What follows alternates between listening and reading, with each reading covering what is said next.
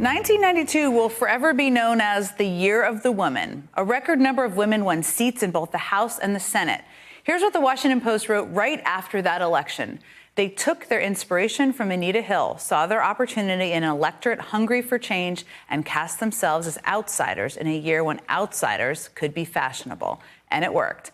Fast forward to today, and nearly 30% of Congress is made of women, which is the highest percentage in U.S. history. But a number of the women who are currently serving in Congress have announced that they're retiring in the coming year, including Congresswoman Eshoo of California. She's been in Congress since the Year of the Woman, and during her more than 3 decades in Washington, she's introduced more than 60 bills that have become law. Joining me now for her exit interview is Congresswoman Eshoo of California. Congresswoman, it's great to be talking with you, and congratulations on your incredible career to date. Thank you. I want to just have a moment of light because it's so dark in our politics right now. You've shattered so many glass ceilings yourself. There are now, as I mentioned, more women in Congress than ever before. That's a good thing. Are there other things in Congress that have changed for the better since you've been in Washington? Well, I think that with a small d, it's far more democratic. When I entered the Congress, it was, you knew that you were to be rather quiet and pay attention to the elders. There were a lot more strictures, I think, to the caucus. It's more freewheeling now on the Democratic side. A lot more opportunity, a lot more minorities and women in the caucus. So it's changed, and I think it's changed for the better. That's a good note of light in a dark time. So California's a 16. Yeah, it is. We have to have those too, right? So California's 16th district, which you represent, is the birthplace, of course, of Silicon Valley. But you have not been afraid to push for accountability for big tech, which I think is really impressive given where you represent. You recently told the Washington Post that Congress didn't see the perils of the internet 30 years ago and, quote, how especially social media would be used for misinformation, disinformation, what young children are exposed to. What do you wish could be done either to put the toothpaste back in the tube, which maybe isn't possible, but when it comes to big tech and the impact it's had on the country and the world, really? Well, I think we made a mistake many, many years ago. I understand what we were thinking and why we did what we did at the time, because the internet was really nascent then.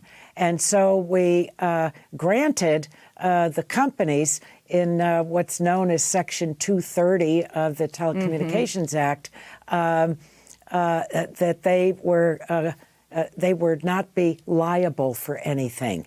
And that was a mistake. That was a mistake. And as you said, it's very difficult. Well, you can't get the genie back in the bottle. And it's a struggle to change that now. But there really needs to be accountability. And we've seen that with many American industries. American automobile industry is an industry that we're all so proud of. But there's had to be accountability in terms of safety measures and others with them. That needs to be brought to the technology industry. And I don't think that it's going to slow them down in terms of their innovation. I really don't. I think that they're here to stay. And I'm proud of, all the positives that the industry has brought about. But there are areas that are harmful. They should be, and they can be addressed. I think a lot of people would agree with you on both sides of the aisle, which is sort of an interesting development over the last couple of years.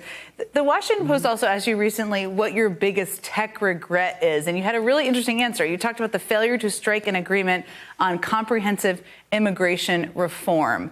Why is that something? I mean, I think that's something that's on the minds of so many people in this country, so many people in the Democratic Party, but more broadly. Why was that your answer to that question? Well, first of all, we would not be the nation that we are without being an immigrant nation. And immigrants play a very important role in the technology industry. So many come to the United States to be educated here. We have the finest colleges and universities, certainly Stanford University, which is the geographic center of my district. But once they're educated, if they cannot get a green card, they have to leave. And so immigration is really part of the threshold, the entrance to the industry. The industry depends on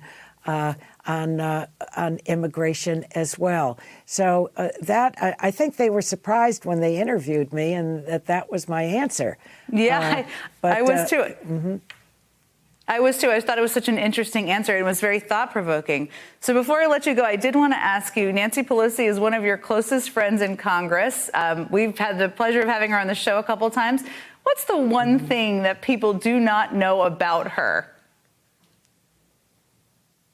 Oh, how very sweet she is.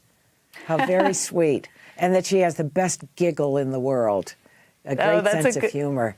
Yeah.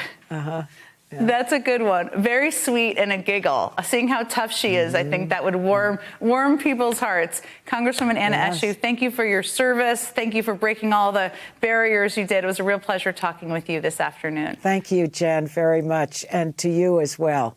We're very proud of you. Thank you. Coming